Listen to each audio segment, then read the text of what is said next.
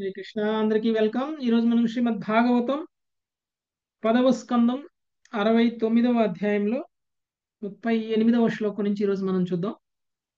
ఇది వచ్చేసి ద్వారకలో శ్రీకృష్ణ భగవానుడి యొక్క ప్రసాదాలని నారదుడు దర్శించటము అనేటువంటిది ఈ అధ్యాయం. ఈ అధ్యాయం యొక్క ముఖ్య ఉద్దేశం ఏంటో మనం ఆల్రెడీ చర్చించాము.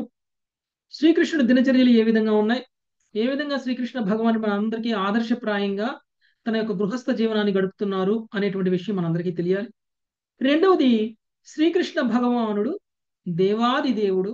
ఆయన యోగమాయ ప్రభావంలోనే ఈ లీలలన్నీ చేస్తున్నారు, కానీ యోగమాయ సహాయంతో చేస్తున్నారు, కానీ మనలాగా మాయ ప్రభావంలో ఉండి ఇవన్నీ చేయట్లేదు అనేటువంటి విషయం తెలుసుకోవడం. మూడవది, శ్రీకృష్ణ భగవానుడు ఎంత దివ్యమైనటువంటి వాడు, శ్రీకృష్ణ భగవానుడు ఎంత గొప్పవాడు. ఆయన ఎంత గొప్పవాడు కాకపోతే 16,108 మంది భార్యలను కలిగి ఒకే సమయంలో అన్ని మందిరాలలోనూ ఉండడం, అంతేకాదు ఆయనకి సంబంధించినటువంటి యజ్ఞాలు చేయడం, యాగాలు చేయడం, దానాలు చేయడం, తపస్సులు చేయడం, ధర్మాలు చేయడం, అన్ని రకాల కార్యక్రమాలు చేయడం, రాజ్యసభలోనూ ఉండడం, పైగా ఇంకా గ్రామంలో ప్రజలందరూ తన గురించి ఏమనుకుంటున్నారు అని చెప్పేసి ఆ గూఢాచారిలాగా మారువేషంలో వెళ్ళడం, ప్రజలు ఏమనుకుంటున్నారు తన గురించి, తన పాలనలో ఉన్నటువంటి లోపాలు ఏంటి, తన ప్రవర్తనలో ఉన్నటువంటి లోపాలు ఏంటి, ఏ విధంగా మనల్ని మనం మెరుగుపరుచుకోవచ్చు అనేటువంటి స్థితిలో ఆయన కూడా ఒక క్షత్రియుడికి కూడా మెసేజ్ ఇస్తున్నారు. ఒక క్షత్రియుడు ఎలా ఉండాలి, ఒక బ్రాహ్మణుడిగా ఎలా ఉండాలి, ఒక వైశ్యుడిగా ఎలా ఉండాలి అనేటువంటి విషయాలన్నింటినీ కూడా ఆయన ఒక గృహస్థ జీవనంలో ఉండే ఆచరిస్తూ మనందరికీ కూడా తెలియజేస్తూ ఉన్నారు. అయితే ఇవన్నీ చూసినటువంటి నారదుడు ఆశ్చర్యపోవడమే కాదు, ఆయన ఒక మాట మాట్లాడుతున్నారు. నారదుడు భగవంతుని యొక్క దివ్య స్థితిని తెలుసుకున్నటువంటి వాడు కాబట్టి సామాన్యమైనటువంటి వ్యక్తి అనేటువంటి భావనలో లేడు. ఇతరులకు కూడా చాలా మంది గృహస్థ జీవనంలో ఉన్నటువంటి వాళ్ళు ఎలాంటి జీవితాన్ని గడుపుతున్నారో అలాంటి జీవితాన్నే శ్రీకృష్ణుడు కూడా గడుపుతున్నాడు అనేటువంటి భావనలో ఆయన లేరు. కేవలం యోగమాయ యొక్క సహాయంతో భగవంతుడు ఈ లీలలన్నింటినీ చేస్తున్నారు అని అనుకున్నారు. శ్రీకృష్ణుడు నారదుడిని ఆహ్వానించి, ఏ మందిరంలోకి వెళ్ళినా కానీ నారదుడిని ఆహ్వానించి పాదాలు కడిగి, ఆ పాదాలు కడిగినటువంటి నీళ్ళని తలకి వేసుకున్నా కానీ, తల మీద చిల్లుకున్నా కానీ నారదుడికి ఏమాత్రం మిథ్యాహంకారం అనేటువంటిది రాలేదు. ఇన్నిసార్లు కృష్ణుడితో కాళ్ళు కడిగించుకున్నటువంటి నారదుడికి కృష్ణుడి కంటే గొప్పవాడు అనేటువంటి భావన ఏం రాలేదు. కృష్ణుడిని దివ్యమైనటువంటి స్థితిలోనే చూశారు. నారదుడిని తన్ను తాను కృష్ణుడికి సేవకుడు అని అనుకున్నారు. కాళ్ళు కడిగించుకున్నంత మాత్రాన నారదుడు ఏమి యజమాని అయిపోలేదు, కృష్ణుడు ఏమి సేవకుడు అయిపోలేదు. ఓకే, అది మనమైతే అలాంటి భావంలోకి వెళ్ళిపోతాం, కానీ నారదుడు మాత్రం అలా వెళ్ళలేదు. నారదుడు చాలా గొప్పవాడు. కారణం కారణం నారదుడు శుద్ధ భక్తుడు, భగవంతుడికి శుద్ధ భక్తుడు. అందుకనే భగవంతుడు భక్తుడికి తనకంటే ఉన్నతమైనటువంటి స్థానాన్ని ఇస్తారు. భక్తుడికి తనకంటే ఉన్నతమైనటువంటి స్థానాన్ని ఇస్తారు. ఎందుకు ఇస్తారంటే, ఏ భక్తుడినైతే తనకంటే ఉన్నతమైనటువంటి స్థానాన్ని ఇచ్చినా కానీ గర్వం పొందడో, ఏ భక్తుడైతే మిథ్యాహంకారాన్ని తెచ్చుకోడో, అలాంటి వాళ్ళకి తనకంటే ఉన్నతమైనటువంటి స్థానాన్ని భగవంతుడు ఇస్తారు. మనకి ఏదైనా ఇచ్చారనుకోండి, భగవంతుడు భౌతికమైనటువంటి ఐశ్వర్యం, పేరు, ప్రతిష్ట ఏదైనా ఇచ్చారనుకోండి, మనం ఏం చేస్తాం? మనకి ఇచ్చినటువంటి పేరు ప్రతిష్టలతోటి మనం గర్వితులమవుతాం. అందుకని మనకి ఇవ్వరు. వీడికి ఇచ్చినా కానీ వీడికి గర్వం వస్తుంది, అందుకని వీడికి ఇవ్వకూడదు అని చెప్పేసి ఇవ్వరు. ఎవరికైతే పేరు ప్రతిష్టలు ఇవ్వడం ద్వారా, లేకపోతే ఎవరికైతే సంపద ఇవ్వడం ద్వారా గర్వం రాదో, అది ఇచ్చిన తరువాత కూడా వాళ్ళు వినయంగా, విధేయంగా భక్తులకి, భగవంతుడికి సేవలు చేస్తూ ఉంటారో, అలాంటి వాళ్ళకి సమస్త ఐశ్వర్యాలని ఇచ్చేస్తారు. భగవంతుడు సమస్త ఐశ్వర్యాలని ఇచ్చేస్తారు. అలానే నారదుడికి, భక్తులందరికీ కూడా ఆయనకంటే ఉన్నతమైనటువంటి స్థానంలోనే ఉంచేశారు. ఉగ్రసేనుని కూడా చూడండి, రాజుని చేసేసారు. దేవిని తల్లిని చేశారు. తర్వాత వసుదేవుణ్ణి తండ్రి స్థానాన్ని ఇచ్చారు. వీళ్ళందరికీ కృష్ణుడు సేవ చేశారు. యశోదామాతకి, నందుడికి, వీళ్ళందరికీ కృష్ణుడు సేవ చేశారు. భక్తులందరికీ ఇంకా రాబోయే అధ్యాయంలో కూడా భక్తులకి ఎలాంటి స్థానం ఇస్తారు? తన మిత్రులకి, ఇప్పుడు కుచేలుడు ఉన్నాడు, కుచేలుడు ఆయనకి ఎలాంటి స్థానం ఇచ్చారు? తన కుర్చీలో కూర్చోబెట్టుకున్నారు, తన కాళ్ళు కడిగారు. ఎందుకు ఇచ్చారు ఆ స్థానం? భక్తులకి. ఎందుకంటే అలాంటి వ్యక్తులకి ఇవ్వడం వల్ల వాళ్ళకి గర్వం రాదు కాబట్టి. వాళ్ళకి అహంకారం ఉండదు కాబట్టి. అందుకనే వాళ్ళకి అలాంటి స్థానాన్ని ఇచ్చేస్తారు. అలానే ఇచ్చారు నారదుడికి కూడా. సో నారదుడు కూడా ఉత్తమమైనటువంటి భక్తుడి యొక్క లక్షణాలని చూపిస్తున్నారు ఇప్పుడు. ఓకే, ఉత్తమమైనటువంటి భక్తులు ఎలా ఉంటారు అనేటువంటిది నారదుడిని చూస్తే మనకు అర్థమవుతుంది. ఇంత చేసినా కానీ నారదుడు మాత్రం భగవంతుడికి సేవకుడిగానే భావిస్తున్నాడు. భగవంతుడి యొక్క గొప్పతనాన్ని కీర్తిస్తూ ఉన్నారు. కీర్తిస్తూ ఆయన, నేను నీ భక్తుడు కాబట్టి నీ దివ్యత్వాన్ని అర్థం చేసుకోగలిగాను, లేకపోతే కనుక అర్థం చేసుకోలేకపోయి ఉండేవాడిని. నేను నీకు శరణాగతుడిని అయ్యాను కాబట్టి నీ దివ్యత్వాన్ని అర్థం చేసుకున్నాను అనేటువంటి విషయాన్ని చెప్తున్నారు. ఓకే. సో ఇప్పుడు ఇదంతా చూసినటువంటి నారదుడు ద్వారకలో అన్ని మందిరాలకి, అన్ని ప్రాసాదాలకి తిరిగి ప్రతి చోట కృష్ణుడి యొక్క దినచర్యలన్నింటినీ చూసినటువంటి నారదుడు ఇప్పుడు మాట్లాడుతున్నారు. ఆయన ఆయన యొక్క ఆశ్చర్యం, ఆయన చూసినటువంటి కృష్ణుడి యొక్క దివ్యత్వం గురించి ఇప్పుడు అదన్నీ చూసిన తర్వాత నారదుడు ఏం మాట్లాడుతున్నాడు అనేటువంటి దాన్ని బట్టి మనకు అర్థమవుతుంది నారదుడి యొక్క స్థితి, భగవంతుడి యొక్క స్థితి. ఓకే, చూద్దాం. 38 శ్లోకం నెంబర్ 38, సుజాత మాతాజీ. విధామయోగ మాయాస్తే దుర్ధర్ష అపి మాయినాం విధామయోగమాయాస్తే దుర్దర్శ అపి మాయినాం యోగేశ్వరాత్మన్ యోగేశ్వరాత్మ నిర్భాతాం భగవత్పాద నిషేవయాం. యోగేశ్వరాత్మనిర్ధాతాం భగవత్పాద నిషేవయాం. నారదుడు పలికెను, యోగేశ్వర పరమాత్మ యోగులకైనను తెలియరానట్టి నీ యోగ బలమును నేనిప్పుడు తెలుసుకొనగలిగితిని. కేవలము నీ పాదసేవ చేతనే నేను నీ శక్తిని ఎరుగగలిగితిని. భాష్యము. బ్రహ్మ శివుడు వంటి మహాయోగులైనను దేవదేవుని యోగమాయను పూర్తిగా తెలుసుకొనలేరని ఈ శ్లోకము సూచించునని ఆచార్యులు పలికిరి. హరే కృష్ణ ప్రభుజీ, ధన్యవాదాలు. కృష్ణుడు తనకున్నటువంటి యోగ బలంతో, కృష్ణుడి యొక్క ఉన్నటువంటి యోగ బలాన్ని ఒక భక్తుడు మాత్రమే తెలుసుకోగలుగుతారు. అది శుద్ధ భక్తులు మాత్రమే తెలుసుకోగలుగుతారు. ఒక్కొక్కసారి భక్తులు కూడా కన్ఫ్యూజ్ అవుతారు, భక్తులు కూడా పరీక్షిస్తూ ఉంటారు. అందుకే చెప్తున్నారు, బ్రహ్మస్థానంలో, శివుడి స్థానంలో ఉన్నటువంటి వ్యక్తులకి కూడా కృష్ణుడి యొక్క దివ్యత్వం అనేటువంటిది ఒక్కొక్క సమయంలో అర్థం కాదు. ఉదాహరణలు ఉన్నాయి. ఉదాహరణలు ఏమిటి? బ్రహ్మ విమోహన లీల. బ్రహ్మ విమోహన లీలే ఒక ఉదాహరణ. బ్రహ్మ స్థాయిలో ఉన్న కృష్ణుడి యొక్క దివ్యత్వాన్ని అర్థం చేసుకో, ఇంద్రుడు కూడా అర్థం చేసుకోలేదు. ఇవన్నీ కూడా కృష్ణుడు, వీళ్ళందరూ గొప్ప భక్తులే. భక్తులు కానటువంటి వాళ్ళు దేవీ దేవతలు అవ్వలేరు కదా. భగవంతుడికి సేవ చేయడం కోసమే వాళ్ళు దేవీ దేవతలు అయ్యారు. దేవీ దేవతలకి మనకి తేడా ఏంటి? మనకి కృష్ణుడి సేవ వద్దు, కేవలం భోగించడమే కావాలి, ఎంజాయ్మెంటే కావాలి. దేవీ దేవతలకి వాళ్ళకి ఎంజాయ్మెంట్ కావాలి మనలాగానే, కానీ కృష్ణ సేవ కూడా కావాలి. అందుకనే వాళ్ళు దేవీ దేవతల స్థానంలో ఉన్నారు, మనం మనుషుల్లా ఉన్నాం. ఎవరికైనా సరే కృష్ణ భక్తి చేస్తూ భోగించాలి అనేటువంటి మనకు కోరిక ఉందనుకోండి, వాళ్ళందరూ వచ్చే జన్మలో దేవీ దేవతలు అయిపోతారు. దేవీ దేవతలు అయిపోతారు. ఎందుకంటే కృష్ణుడు వాళ్ళ కోరికను తీర్చేస్తారు. దేవీ దేవతలు అవడం అంటే చాలా సులువు అనమాట. మనందరికీ కృష్ణ భక్తిలోకి వస్తాం, కానీ ఇంకా డిటాచ్మెంట్ రాదు కదా, వైరాగ్యం రాదు.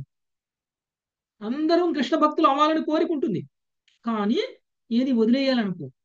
ఉన్నవన్నీ ఎంజాయ్ చేయాలి, కానీ కృష్ణ భక్తి కూడా చేయాలి. కృష్ణ భక్తి వద్దు అని ఎవరు అనరు. అలా అని కృష్ణ భక్తిలోకి వస్తే నేను అన్ని వదిలేయాలి కదండి, నాకు సుఖాలు పోతాయండి, సంతోషాలు పోతాయండి, సమయం పోతుందండి, పిల్లలతోటి సినిమాలకి షికార్లకి తిరిగి ఎంజాయ్మెంట్ పోతుందండి, ఇలాంటివన్నీ కూడా ఉంటే పూర్తిగా లాభం రాదు కదా, నాకు ఆ ఎంజాయ్మెంట్ కూడా కావాలి, అంతకంటే మించిన ఎంజాయ్మెంట్ కావాలి అనుకునేటువంటి వాళ్ళు కృష్ణ భక్తులు అయితే వాళ్ళకి భగవంతుడు దేవీ దేవతల స్థానాన్ని ఇస్తారు. దేవీ దేవతలకి మనకంటే ఎక్కువ ఎంజాయ్మెంట్ ఉంటుందా, తక్కువ ఎంజాయ్మెంట్ ఉంటుందా? ఎక్కువే ఉంటది, కానీ మోక్షం అయితే రాదుగా ప్రభుజీ వాళ్ళకి. మోక్షం రాదు, కానీ ఎంజాయ్మెంట్ అయితే వస్తుందా? మనము స్వీట్ అంటే ఇష్టం అనుకోండి, స్వీట్ తింటాం, 4 స్వీట్లు 5 స్వీట్లు తింటా, 6 స్వీట్ తినలేము. కానీ దేవీ దేవతల దగ్గరికి స్థానంలోకి వెళ్ళిపోయారు అనుకోండి, 100 స్వీట్లు తిన్నా కానీ మీకు మొహం మొత్తం ఎన్నైనా తినొచ్చు. ఓకే, అది దేవీ దేవతలకి మనకి మధ్య ఉన్నటువంటి తేడా.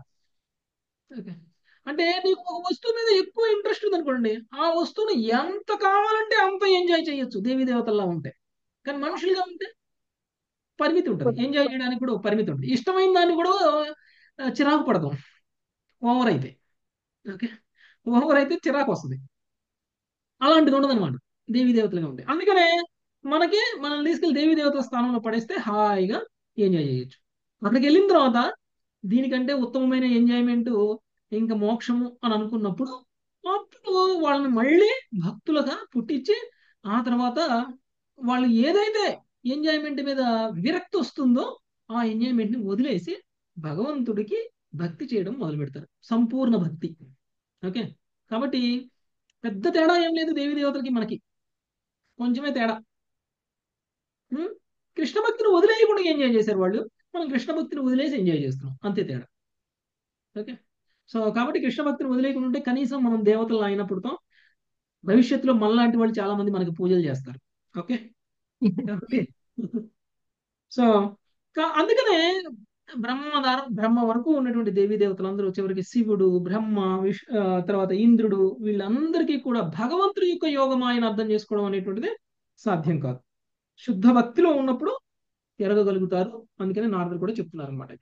నెక్స్ట్ 39 నాగలక్ష్మి మాత. అనుజానీహి మాం దేవా లోకాంస్తే యశసాప్లుతాం. అనుజానీహి మాం దేవా లోకాంస్తే యశస్సాప్లుతాన్. ఇంత హరిబాబు మాతాజీ మ్యూట్ చేస్తారా? అందరూ చెక్ చేసుకోండి మాతాజీ మ్యూట్ లో ఉన్నామా లేదా అని. అనుజానీహి మాం దేవా లోకాంస్తే యశసాప్లుతాన్. అనుజానీహి మాం దేవా లోకాంస్తే యశస్సాప్లుతాన్. పర్యటామి తవోద్ఘాయం లీలా భువన పావని. పర్యటామి తవోద్గాయన్ లీలా భువన పావని. దేవా, నేను వెడలుటకు అనుమతి నిమ్ము. సకల భువనములను మావనమునచుడి నీ లీలలను గొంతెత్తి కీర్తించుచు నీ మహిమ నిండి ఉన్నట్టు లోకములందు పర్యటించేదను. భాష్యం. శ్రీకృష్ణుని అత్యద్భుతమగు మానవ రూప లీలలను కాంచి నారదమునియే విస్మితుడయ్యను. అందువలన అనుజానీహి మాం దేవా అను మాటతో అతడు పర్యటన, ప్రచారము అనేది తన సేవా కార్యమును తిరిగి చేపట్టుటకు అనుమతిని వేడుచున్నాడు. తాను చూసిన దానిచే ప్రోత్సాహితుడై అతడు దేవదేవుడు శ్రీకృష్ణుని మహిమలను విస్తృతంగా ప్రచారం చేయగోర్చున్నాడు. హరే కృష్ణ. అది శుద్ధ భక్తుడి లక్షణం. ఓకే, భగవంతుడి నుంచి ఇంక నేను చూసేసాను, ఇంక నేను వెళ్ళిపోతాను, నా పని అయిపోయింది అని అంటున్నారు. ఏమంటున్నారు ఏమంటున్నారు నేను ఏదేదైతే చూశానో అదంతా కీర్తిస్తూ అంతా ప్రచారం చేస్తాను అని ముల్లోకాలు తిరుగుతారు కదా. మీకు తెలుసా, నేను ద్వారక వెళ్తే కృష్ణుడు ఏం చేశారో తెలుసా, కృష్ణుడు ఎలా ఉన్నారో తెలుసా అని కృష్ణుడి గురించి నిరంతరం చర్చిస్తూ ఉంటారు. ఎప్పుడు భక్తులు ఏం చేస్తూ ఉంటారు, శుద్ధ భక్తులు తుష్యంతి చ రమంతి చ కదా. ఇలా చూసేశారు, అయిపోయింది, చూడటం అయిపోయిందని వెళ్ళిపోయి మెదలుకుంటుంటారా, అయిపోయింది నా పని అయిపోయిందని. అలా ఉండరు, దాన్నే గుర్తు తెచ్చుకుంటూ ఉంటారు, దాని గురించే చర్చిస్తూ ఉంటారు, కలిసిన వాళ్ళందరికీ దాని గురించి చెప్తూ ఉంటారు. మీరు మధురై వెళ్ళొస్తారు, కనీసం ఒక నెల 2 నెలల పాటు మధురై మధురై మధురై అన్న నోట్లో మాట్లాడుతూనే ఉంటారు. మీ ఇంట్లో వాళ్ళకి చెప్తారు, మీ చుట్టాలకి చెప్తారు, మీ ఫ్రెండ్స్కి చెప్తారు. భాగవతం క్లాస్లో కూడా రాకముందే మీరు ఆల్రెడీ మధురై గురించి చర్చిస్తున్నారు. క్లాస్ మొదలవ ముందే మధురై పోకముందే మొదలు పెట్టారు మధురై పాట. ఓకే, మధురై వెళ్ళొచ్చిన తర్వాత మధురై పాట కంటిన్యూ అవుతుంది. ఇది దుష్యంతిచ రమంతిచ అంటే. సో నారదుడు కూడా అదే చేస్తారు. ఇప్పుడు నారదుడు ఏం చేస్తా అంటున్నారు, ఏమేమైతే నేను చూశానో అవన్నీ కూడా నేను ప్రచారం చేస్తాను. అదే కదా కృష్ణ కథను ప్రచారం చేయడం అంటే. అదే నారదుడు లాంటి వాళ్ళు 24 గంటలు 365 రోజులు ప్రచారం చేస్తూనే ఉంటారు. ఆయన నోట్లో నుంచి కృష్ణ కథ రానటువంటి సమయం అనేటువంటిది ఉండదు. ఎక్కడికి వెళ్ళినా, ఎవరికి దగ్గరికి వెళ్ళినా కృష్ణ కథ చెప్తారు. మీరు చూడండి, ఏ స్కందం అయినా సరే నారదుడు లేకుండా లేదు. ఉందా? నారదుడు లేని స్కందం ఏమన్నా? ప్రతి స్కందంలోనూ నారదుడు ఉన్నాడు. ప్రతి స్కందంలోనూ నారదుడు వచ్చి ఏదో సరదాగా మాట్లాడిపోతున్నారా? ఏమీ లేదు. నారదుడికి ఒక ముఖ్యమైనటువంటి పాత్ర ఉంది ప్రతి స్కందంలోనూ. ఎందుకు అంత ఇంపార్టెన్స్ ఇచ్చారు నారదుడికి అంటే, నారదుడు శుద్ధ భక్తుడు. భక్తుల జీవితాల్లో నారదుడు లేకుండా ఉండరు. నారదుడు లేకుండా భక్తుల జీవితాలలో మీకు తెలియదు. నారదుడు కూడా ఇక్కడ పక్కనే ఉన్నారు. కృష్ణ కథ జరుగుతుంటే నారదుడు ఉండరు అనుకోకండి. నారదుడు కూడా పక్కనే ఉంటారు, వింటూ ఉంటారు కృష్ణ కథని. ప్రభుపాదుల వారు కూడా భాష్యం చెప్పేటప్పుడు ఒక సీట్ వేయమని చెప్పేవాళ్ళు ఎక్స్ట్రాగా. ఎందుకు ఎందుకు ఒక సీట్ ఎక్స్ట్రా వేయమంటున్నారు? ఇక్కడ ఎవరు లేరు కదా, మేము ముగ్గురు ఉన్నాము, మా ముగ్గురికి మీరు చెప్తున్నాము, మీరు డిక్టేషన్ రాసుకుంటున్నాము, ఎందుకు ఒక సీట్ వేయమంటున్నారు ఎక్స్ట్రాగా అంటే నారదుడు వస్తారు, నారదుడు కూర్చుంటారు అని చెప్తారు. నారదుడు వచ్చి కూర్చుంటారు. ప్రతిసారి నేను డిక్టేషన్ చెప్పేటప్పుడు, ప్రతిసారి నేను ప్రవచనం చెప్పేటప్పుడు నా క్లాస్కి తప్పకుండా నారదుడు వస్తారు అని ప్రభుపాదుల వారు చెప్తారు. ఓకే. అంటే కృష్ణ కథ జరుగుతుంటే నారదుడు ఉండకుండా ఉండరు. నారదుడు ఎక్కడ కృష్ణ కథ జరుగుతుంటే అక్కడికి వెళ్ళిపోతారు అనమాట. ఎందుకు? శ్రవణం అంటే అంత ఇంట్రెస్ట్ ఆయనకి. మనం ఏమనుకుంటాం, నేను ఒకసారి విన్నాను నేను ప్రభుజీ, ఇంకెన్నిసార్లు వింటాం మేము అని మనం అంటాం. మీరు ఆల్రెడీ చెప్పారు కదా భగవద్గీత ఒకసారి, మళ్ళీ రెండోసారి ఏం చెప్తారు? భాగవతం ఒకసారి చదివారు కదా, మళ్ళీ రెండోసారి ఏం చదువుతాం? కొంతమంది ఎవరైనా ఎందుకు అటెండ్ అవ్వలేదు మీరు అని అడిగితే వాళ్ళు ఏమంటారు, మీరు ఇప్పుడు 6వ స్కందం 7వ స్కందం చదువుతున్నారు కదా, నేను ఆల్రెడీ విన్నాను, మళ్ళీ మీరు 9వ స్కందం 10వ స్కందం చదివేటప్పుడు మీరు నాకు చెప్పండి, అప్పుడు మళ్ళీ నేను వస్తాను మీ క్లాస్కి అన్నటువంటి వాళ్ళు నా దగ్గర చాలా మంది ఉన్నారు మన క్లాస్లోనే. ఎప్పుడో ఏదో సందర్భంలో వాళ్ళు నాకు ఫోన్ చేసినప్పుడు, నేను వాళ్ళకి ఫోన్ చేసినప్పుడు, ఏంటి మాతాజీ మీరు క్లాసుకు రావట్లేదు అని అడిగితే, నేను విన్నాను ప్రభుజీ మీరు చెప్పే స్కందం అని అన్నారు. చెప్పే వాళ్ళకి 3 సార్లు చదివినా కొత్తగా ఉంది. ఆ, వినే వాళ్ళకి ఒకసారి వినాలి ఇంక వినేది లేదు అని అంటే దాన్ని భౌతికంగా తీసుకున్నారు దాన్ని. ఓకే. దాన్ని రమించడం అనేటువంటిది జరగట్లేదు అక్కడ. కానీ నారదుడికి ఎలా ఉంది? నారదుడు లాంటి వాళ్ళకి విన్నదాన్ని చూసిన దాన్ని పదే పదే చర్చించడం, ఎవరైనా చెప్తూ ఉంటే మళ్ళీ శ్రవణం చేయడం అనేటువంటిది జరుగుతుంది. ఇప్పుడు ఈ భాగవతం నారదుడు ఉన్నాడు, నారదుడికి తెలియని కథలు అయ్యన్నీ. ప్రతి భక్తుడి జీవితంలోనూ నారదుడు ఉన్నాడు, నారదుడికి తెలియని కథలు అయ్యన్నీ. ఈ భాగవతం మొత్తం సుఖదేవ గోస్వామి పరీక్షణ్ మహారాజుకు చెప్తుంటే పోయి నారదుడు కూడా కూర్చున్నాడు అక్కడ. తెలుసా మీ అందరికి నారదుడు ఉన్నాడని? తెలుసు ప్రభు. ఉన్నారు ప్రభుజీ, తుష్యంతిచ రమంతిచ. ఆ నారదుడే కాదు, నారదుడి శిష్యుడు వ్యాసదేవుడు యాక్చువల్గా భాగవతాన్ని రాస్తే దాన్ని వ్యాసదేవుడు చెప్పినటువంటి భాగవతాన్ని సుఖదేవ గోస్వామి చెప్తుంటే వ్యాసదేవుడు కూడా వెళ్ళి కూర్చున్నారు, రాసిన వాళ్ళే వెళ్ళి కూర్చున్నారు. ఓకే. ఆయనే కాదు, భగవంతుడి యొక్క ఇతర అవతారాలు, పరశురాముడు కూడా వచ్చి కూర్చున్నాడు అక్కడ. వాళ్ళకి బోర్ అనిపించట్లే, ఎన్నిసార్లైనా చెప్పండి వింటాం అని అంటున్నారు. కానీ బోర్ మనకు అనిపిస్తుంది. మనం రెండోసారి వినాలంటే చాలులే, మేము విన్నాంలే, ఒక క్లాస్ పోయినా పర్వాలేదు, 2 క్లాసులు పోయినా పర్వాలేదు అని మనకు అనిపిస్తుంది. ఓకే. కాబట్టి ఎప్పుడైతే మనం ఉన్నతంగా అంటే భక్తిలో ఉన్నత స్థాయికి వెళ్తామో చెప్పిందే వింటున్నా కానీ కొత్తగా రమిస్తాం. చైతన్య చరితామృతం కానీ లేదా భాగవతంలో ఉన్నటువంటి ధ్రువుడి కథలు లేదా ప్రహ్లాదుడి కథలు ఎన్నిసార్లు వినలేదు మనం, మళ్ళీ చదివితే మళ్ళీ కొత్తగా ఉంటుంది మనకి. ఎందుకు అంటే అందులో టేస్ట్ తెలిసినటువంటి వాళ్ళకి అది కొత్తగా ఉంటుంది. ప్రతిసారి కొత్త కొత్త రియలైజేషన్స్ వస్తాయి, ప్రతిసారి కొత్త కొత్తగా అనిపిస్తుంది స్టోరీ మనకి. ఓకే. కాబట్టి ప్రతి లోకంలోనూ పర్యటించే నీ యొక్క లీలల్ని నేను ప్రచారం చేస్తాను అని నారదుడు చెప్తున్నారు. నెక్స్ట్ భగవానుడు ఏం మాట్లాడుతున్నారు విందాం.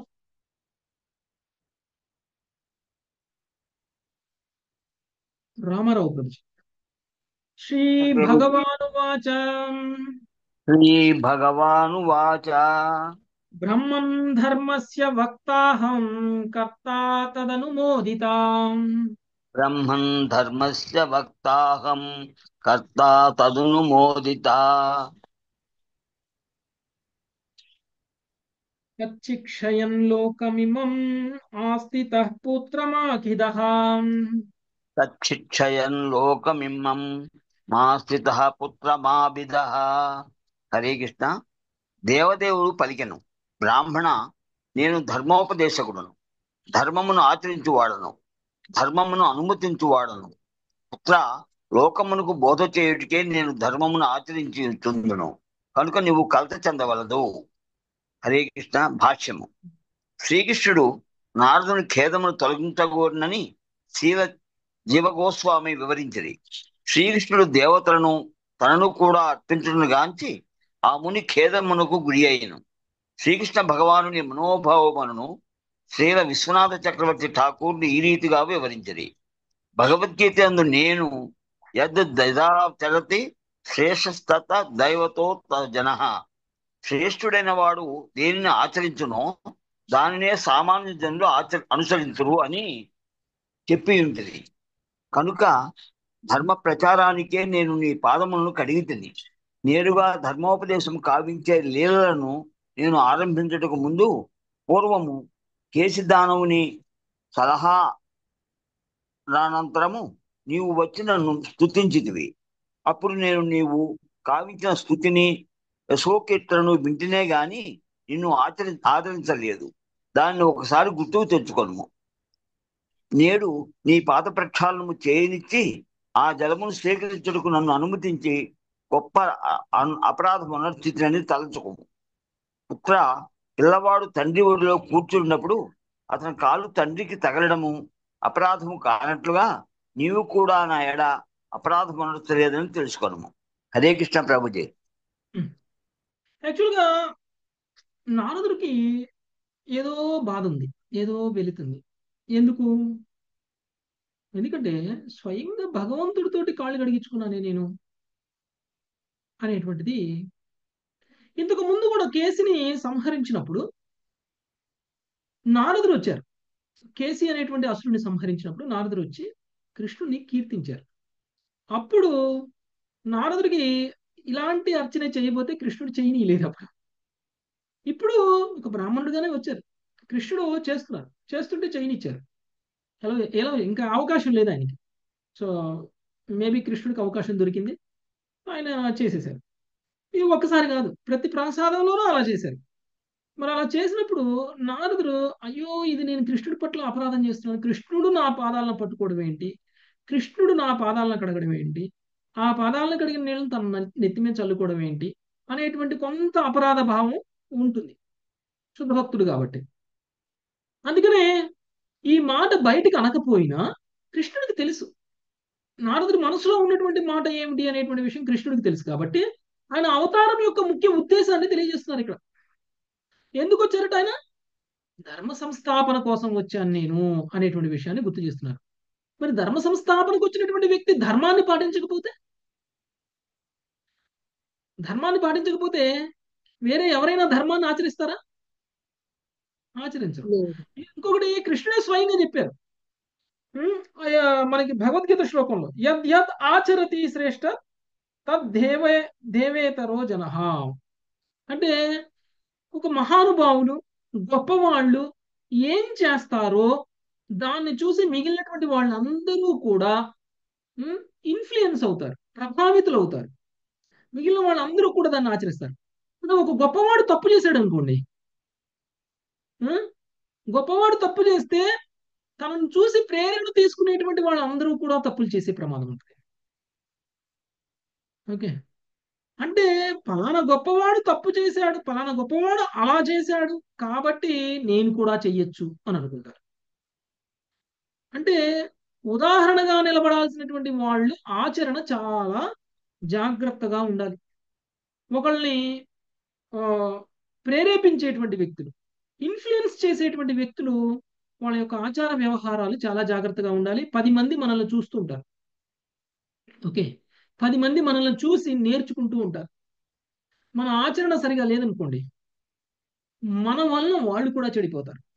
మనం ఎలా ఆచరిస్తున్నామో వాళ్ళు కూడా అలానే ఆచరించి వాళ్ళు కూడా చెడిపోయేటువంటి ప్రమాదం ఉంటుంది. అందుకని కృష్ణుడు అర్జునుడిని, నువ్వు ఒకవేళ కనుక యుద్ధం చేయకుండా వెళ్ళిపోయి పారిపోతే నువ్వేదో కరుణతోటి దయతోటి వెళ్ళిపోయావని అందరూ అనుకోరు, యుద్ధంలో భయపడి పారిపోయాడు అని అనుకుంటారు. నువ్వు ఒకళ్ళకి ఆదర్శంగా నిలవాల్సినటువంటి వ్యక్తివి ఇలా పారిపోతే నువ్వు ఎలా ఆదర్శనీయుడు అవుతావు? నిన్ను చూసి ఇన్ఫ్లుయెన్స్ అయ్యే వాళ్ళు ఒకళ్ళు ఇద్దరు 100,000 మంది కాదు, కొన్ని కోట్ల మంది ఉంటారు. అలాంటి కోట్ల మందికి నువ్వు ఇస్తున్న మెసేజ్ ఏంటి? నువ్వు చేసే ఒక్క పని అది తప్పు అయిందనుకో, నిన్ను చూసి నిన్ను ఆదర్శంగా తీసుకున్నటువంటి వాళ్ళందరూ కూడా నువ్వు చేసినటువంటి తప్పు చేస్తావు. వాళ్ళందరూ నువ్వు చేసినటువంటి తప్పు చేయడానికి నువ్వు బాధ్యుడు అవుతావు. కాబట్టి వాళ్ళు చేసినటువంటి తప్పుల పాపం నీకు కూడా వస్తుంది అని కృష్ణుడు అర్జునుడికి తెలియజేస్తారు. అంటే యుద్ధం చేయను పారిపోతాను, యుద్ధం చేయను ఇంటికి వెళ్ళిపోతాను అనడం అనేటువంటిది చాలా సింపుల్ విషయం, చిన్న విషయం అర్జునుడికి. కానీ దానివల్ల ఆయనకు వచ్చేటువంటి పాపం ఎంత అనేటువంటిది ఆయనకి అంచనా లేదు. కృష్ణుడు చెప్పేశారు ఆ పాపం ఎంత అనేది. ఆయన చూసి అదే తప్పు చేసినటువంటి ప్రతి వ్యక్తికి కూడా వాళ్ళ విద్యుక్త ధర్మాన్ని నిర్వర్తించకుండా వదిలేసినటువంటి ప్రతి వ్యక్తి వల్ల కలిగినటువంటి పాపం మొత్తం కూడా అర్జునుడికి వస్తుంది. ఎందుకంటే అర్జునుడు ప్రభావితం చేశాడు కాబట్టి వాళ్ళందరినీ. సో అర్జునుడు ఏమనుకున్నాడు, నేను యుద్ధం చేస్తే పాపం అని అనుకుంటున్నాడు. కృష్ణుడు ఏం చెప్తున్నాడు, నువ్వు యుద్ధం చెయ్యకపోతే పాపం అని చెప్పారు. అది ఎలా ఎలా అంటే ఇలా. ఓకే, నిన్ను చూసి ఆచరించేటువంటి వాళ్ళు చాలా మంది ఉంటారు అని. అలానే కృష్ణుడు కూడా అందరికీ కూడా ఒక రోల్ మోడల్ కదా, అందరికీ కూడా ఒక ఆదర్శనీయమైనటువంటి వాడు. మరి అలాంటప్పుడు కృష్ణుని చూసి కూడా మనం అందరం కూడా ప్రేరేపితం అవుతాం. అందుకని కృష్ణుడి ఆచరణ కూడా సరిగా ఉండాలి. అంటే నేను నీకు పాద పూజ చేస్తున్నాను అని అంటే నేను నీకంటే చిన్నవాడిని అయిపోయాను, అంటే తక్కువ వాడిని అయిపోయాను అని కాదు. ప్రస్తుతం నా పొజిషన్ లో ఒక బ్రాహ్మణుడికి పూజ చేయడం అనేటువంటిది నా ధర్మం. నన్ను చూసి సమాజం మొత్తం కూడా ఫాలో అవుతుంది. ధర్మ సంస్థాపన చేయడం అంటే ఇలానే. కాబట్టి నేను నీ పాదాలు కడగడం వల్ల నీకు ఎలాంటి అపరాధము ఉండదు. పైగా నువ్వు ఎక్కడికి వెళ్తే అక్కడికి పామరులు అందరూ కూడా, క్షత్రియులు కానీ లేకపోతే వైశ్యులు కానీ శూద్రులు కానీ నీ పాదాలు కడుగుతారు నన్ను చూసి. దానివల్ల సమాజంలో ధర్మం అంటే ఏంటో తెలియజేసినటువంటి వాడిని అవుతాను. అందుకు ఇది తప్పేం లేదు అని చెప్తున్నారు. అంటే బాహ్యంగా చూడడానికి తప్పుగా అనిపించినా కానీ దానివల్ల ఒక సమాజానికి ఒక మంచి మెసేజ్ వెళ్తుంది అన్నప్పుడు అదేమి అపరాధం కాదు అనేటువంటి విషయం చెప్తున్నారు.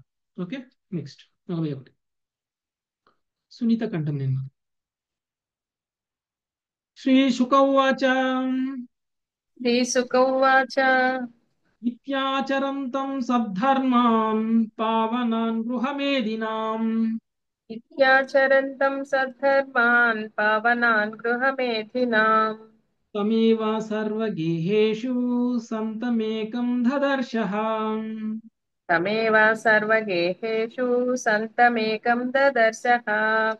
భావం: సుఖదేవ గోస్వామి పలికెను, గృహ కలాపములలో నెలకొనిన వారిని పవిత్రమనర్చుడి సద్ధర్మములను ఆచరించుచున్నట్టు శ్రీకృష్ణుని ఈ విధంగా నారదుడు ప్రతి మందిరమునందును అదే రూపమున గాంచెను. భాష్యము: భగవానుడు స్వయంగా వివరించిన విషయమునే సుఖదేవ గోస్వామి ఈ శ్లోకంలో తిరిగి పలుకుచున్నాడు. శ్రీల ప్రభుపాదులు తమ దేవాది దేవుడు శ్రీకృష్ణ భగవానుడు అనేది గ్రంథములో దీనిని ఇట్లు వ్యాఖ్యానించిరి. మనుజుడు సంసారమనడి బందీఖానా పట్ల ఆసక్తుడైనను తన గృహస్థ జీవనమును ఏ విధంగా పవిత్రమనర్చుకొనగలడో బోధించుటకే పరమపురుషుడు తమ నామమాత్ర గృహ కలాపములలో నియుక్తుడయ్యెను. నిజమునకు గృహస్థ జీవనము కారణముననే మనుజుడు సంసారమును కొనసాగించవలసి వచ్చును. కాని గృహస్థులు ఎడ కరుణామయుడైన భగవానుడు సాధారణ గృహస్థ జీవనమును పావనమనర్చడి పదమును ప్రదర్శించగోరెను. శ్రీకృష్ణుడే సర్వ కలాపములకు కేంద్ర బిందువు కనుక కృష్ణ భక్తి భావనాయుతుడైన గృహస్థుని జీవనము వేదాదేశములకు అతీతము సహజముగానే పవిత్రము అయి ఉండెను. ఈ అధ్యాయం నందలి 2వ శ్లోకములో తెలుపబడినట్లు అన్ని మందిరములలోని సకలమగు భగవత్ కలాపములు భగవానుని ఒక్క ఆధ్యాత్మిక రూపము చేతనే వరరింపబడినవి. ఏకేన వపుష. ఆ రూపం ఒకే సమయమున పలుచోట్ల ప్రకటమైనది. నారదుడు దానిని దర్శించుగోరినందునను భగవానుడు దానిని అతనికి చూపగోరినందునను నారదునికి అది వెల్లడయ్యెను. ద్వారకావాసులు నగరములో తామున్నటి భాగంలోనే శ్రీకృష్ణుని చూడగలుగుచుండిరి గాని అన్యత్ర కాదని శ్రీల విశ్వనాథ చక్రవర్తి ఠాకూర్లు తెలిపిరి. కార్యార్థము వేరొక ప్రాంతమునకు వెడలినను వారు అతనిని చూడజాలకుండిరి. ఈ విధముగా భగవానుడు తన దివ్య లీలల ప్రత్యేక దర్శనమును తమ ప్రియతమ భక్తుడు నారదునికి వసగెను.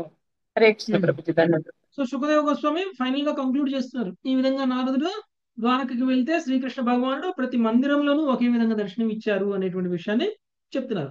ఇక్కడ నారదుడు చేసుకున్నటువంటి దర్శనానికి ద్వారకావాసులు కృష్ణుడు చేసుకునేటువంటి దర్శనానికి మధ్య తేడా ఉంది.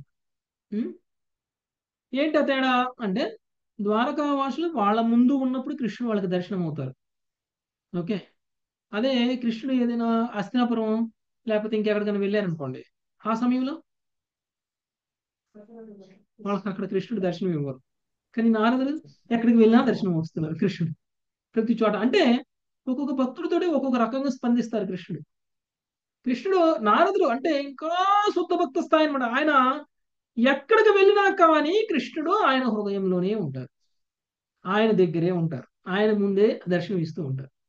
ప్రస్తుతం చూస్తే నారదుడు ప్రతి ప్రసాదంలోకి వెళ్తే ఒకే రకంగా ఆయనకి దర్శనం ఇవ్వడం అనేటువంటిది జరిగింది. ఓకే, నెక్స్ట్ ఇంకా సుఖదేవ్ గోస్వామి ఏం మాట్లాడుతున్నారు చూద్దాం. నరసింహారావు ప్రభు. हरे कृष्ण प्रभु जी, दंडवत प्रभु। कृष्णस्यानन्तवीर्यस्य योगमाया महोदयम् कृष्णस्यानन्तवीरस्य योगमाया महोदयम् मुहुर्दृष्ट्वा ऋषिराभूद् विस्मितो जातकौतुकः मुहूर्तस्या वृषिराभू विस्मितो जात कौतुकः। అనంత శక్తి సంపన్నుడకు శ్రీకృష్ణుని విధానము యోగమాయను పదే పదే గాంచిన వాడై ముని స్మితుడు ఆశ్చర్యచకితుడు అయ్యను. హరే కృష్ణ ప్రభుజీ, ధన్యవాదాలు. ఓకే. సో శ్రీకృష్ణ భగవాన్ యొక్క అనంత శక్తి సంపన్నాన్ని చూసి అది కూడా ఒకసారి చూడలే, పదే పదే చూశారు. ఓకే, ప్రతి మందిరంలోనూ చూశారు. చూసినటువంటి ముని ఎవరా ముని? నారద ముని. ఓకే, ఆశ్చర్యచకితుడు అయిపోయారనమాట. Next 43 Lavanya mother. ఇత్యర్థ కామ ధర్మేషు కృష్ణేన శ్రద్ధితాత్మనా యద్ధకామధర్మేషు కృష్ణేన నిర్దితాత్మనా ప్రభుజీ మ్యూట్ చేయాలి. హరే కృష్ణ.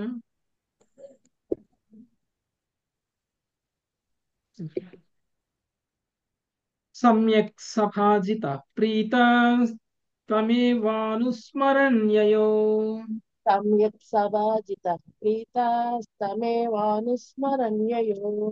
శ్రీకృష్ణుడు అర్ధ కామ ధర్మములకు సంబంధించిన కానుకలను శ్రద్ధతో వసిగిన వాడే నారదుణ్ణి గొప్పగా ఆదరించును.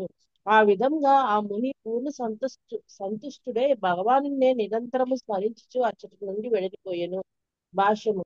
శ్రీకృష్ణుడు అర్ధకామ ధర్మములతోనే లోతుగా సంబంధం కలిగినట్టు సాధారణ గృహస్థుని వలె వ్యవహరించుచుండెనని అర్ధకామ ధర్మేషు అను పద సముదాయం సూచించును. దేవాదిదేవుడు శ్రీకృష్ణ భగవానుడు అనే గ్రంథమున శ్రీల ప్రభుపాదులు తెలిపిరి. నారదుడు శ్రీకృష్ణ భగవానుని ప్రయోజనమును ఎరుగగలిగెను. ఆ దేవదేవుని ఆదర్శపూర్వకము ఆచరణనే అతడు అతి ప్రసన్నుడయ్యను. ఆ విధంగా విశుద్ధ కృష్ణ భక్తి భావనలో పూర్తిగా రంజితుడే అతడు వెడిలిపోయెను. హరే కృష్ణ ప్రభుజీ. శ్రీకృష్ణుడు అర్ధకామ ధర్మములకు సంబంధించిన కానుకలను శ్రద్ధతో వసిగిన వాడే నారదుని గొప్పగా ఆదరించను. ఒక బ్రాహ్మణుడు ఇంటికి వస్తే అలా మనం ఆదరించాలన్నమాట. ఓకే, సో ఇంతకు ముందే మనం చెప్పుకున్నాము. సో సేమ్ థింగ్ ఈయన కంక్లూడ్ చేస్తూ రిపీట్ చేస్తున్నారు. సో సో ఏ విధంగా అంటే మనం వచ్చినటువంటి బ్రాహ్మణుడికి జస్ట్ పాదసేవ చేయడం మాత్రమే కాదు, వాళ్ళకి మనము వాళ్ళ కోరికలను తీర్చాలి. ఉం? వాళ్ళకి వాళ్ళకి కావాల్సినవి, వాళ్ళకి ఏది లోటు ఉందో అది కూడా మనము ఇవ్వాలి. ఇచ్చి వాళ్ళని ఆదరించి మనం పంపించాలన్నమాట. సో సో అలాంటి బ్రాహ్మణులు కృష్ణుడు గురించి, అంటే ఇప్పుడు నారదుడు కృష్ణుడు గురించి నిరంతరం స్మరిస్తూ ఆయన అక్కడి నుంచి వెళ్ళిపోవడం అనేటువంటి జరిగింది. ఆల్రెడీ కృష్ణుడు స్టార్టింగ్ లోనే మీకు నేను ఏం సేవ చేయాలి చెప్పండి అని నారదుడిని అడిగితే నారదుడు ఒకటి అడిగారు. ఏమడిగారు? నిరంతరం నిన్ను స్మరించుకునే నిన్ను భాగ్యాన్ని. స్మరించుతూ తిరగాలి. నేను ముల్లోకాలు తిరుగుతూ ఉంటాను, తిరిగేటప్పుడు నిన్ను మర్చిపోయే ప్రమాదం ఉంది. నిన్ను మర్చిపోకుండా ఎప్పుడూ నిన్ను నా స్మరణలోనే ఉంచుకునేటువంటి శక్తి సామర్థ్యాలు నాకు ఇవ్వు అని కోరుకున్నారు కదా. సో ఇంకెందుకు మర్చిపోతారా? ఆయన కృష్ణుడు ఆల్రెడీ దీవించేశాడు. అలా అలా అలా అంటే అలాంటి సేవ ఇచ్చేశారు ఆయనకి. సో ఇంకా ఆయన ఎప్పటికీ కూడా మర్చిపోలేదు అనమాట. ధర్మార్థ కామాలు దొరికినా కానీ కృష్ణుడిని మర్చిపోలేదు. కృష్ణుడే స్వయంగా ధర్మార్థ కామాలకు సంబంధించిన అన్నీ కూడా గిఫ్ట్లుగా ఇచ్చేశారు. మరి ఇచ్చినప్పుడు అవన్నీ పొందినటువంటి వాడికి ఇంకేం కావాలి? పూర్తి సంతుష్టుడు అయిపోవాలి కదా. పూర్తి సంతుష్టుడు అయిపోయినటువంటి వాడు ఇంకా మళ్ళీ కృష్ణుడు ఎందుకు గుర్తుండాలి? అదే భౌతికంగా ఉన్నటువంటి వ్యక్తికి అయితే సంపన్నమైనటువంటి అన్ని రకాల సుఖాలని కనుక భగవంతుడు మనకి అరేంజ్ చేసేసారు అనుకోండి, మనం భగవంతుడి కలిసి చూడం మళ్ళీ మనం. కానీ నారదుడు అలా కాదు. ఎంత దానం చేసినా, ఎన్ని ధర్మార్థ కామాలకు సంబంధించినటువంటి కానుకలను ఎన్ని ఇచ్చినా కానీ నారదుడు మాత్రం కృష్ణుని స్మరిస్తూ వెళ్ళిపోయారు. Okay, next 44 Rangadevi mother. ఏవం మనుష్య పదవీమనువర్తమానో.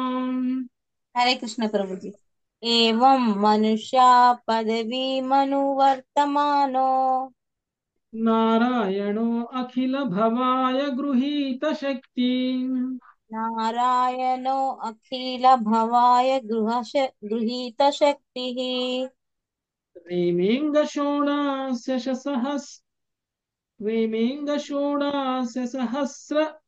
వరాంగనానాం రేమేంగ షోడశ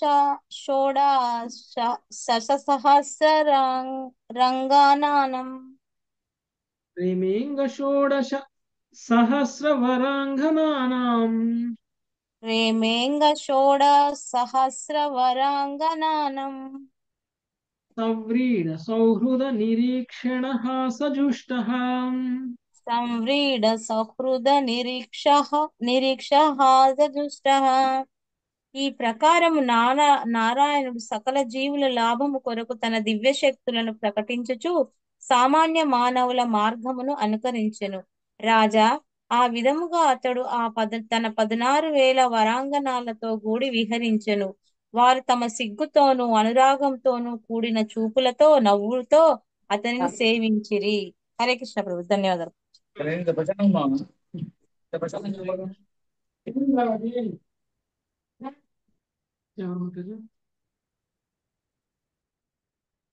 ఓకే. సో నారాయణుడు సకల జీవుల లాభం కొరకు తన దివ్యశక్తులను ప్రకటించు సామాన్య మానవుల మార్గములను అనుకరించును. సో సామాన్య మానవులు ఏ విధంగా అయితే గృహస్థ జీవనాన్ని గడుపుతారో ఆ విధంగానే అనుకరించారు, ఆయన దివ్యశక్తులన్నిటిని ఉపయోగించారు. సో ఇవన్నీ కూడా మనందరికీ ఉద్ధరించడం కోసం మాత్రమే ఆయన అలా చేయడం అనేటువంటి జరిగింది. ఎందుకంటే ఆయన్ని చూసి మనం అందరం కూడా ఆయనలాగా ఆచరిస్తామని. సో ఆ విధంగా మనం కూడా చేయాలి.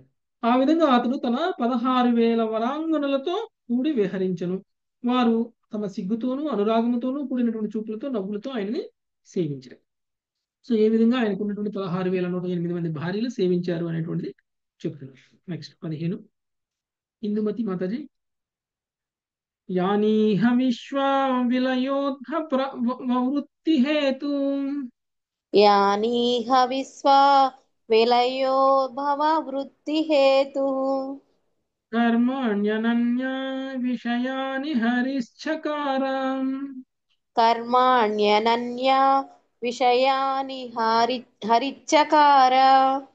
యస్త్వంగగాయతి శృణోత్యనుమోదతే వా యస్త్వంగగాయతి శృణోత్యనుమోదతే వా భక్తిర్భవేద్ భగవతి హ్యపవర్గమార్గే భక్తిర్భవేద్ భగవతి హ్యాపవర్గమార్గే.